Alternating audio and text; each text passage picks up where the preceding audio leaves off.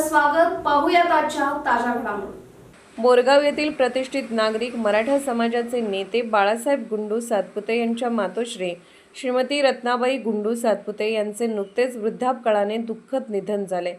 स्वातंत्र्य सैनिक गुंडू धोंडीबा सातपुते यांच्या त्या पत्नी होत.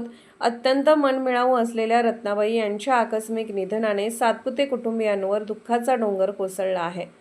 त्यांच्या पश्चात एक मुलगा, एक मुलगी, सून, नातवंडे, पणतोंडे असा मोठा परिवार आहे.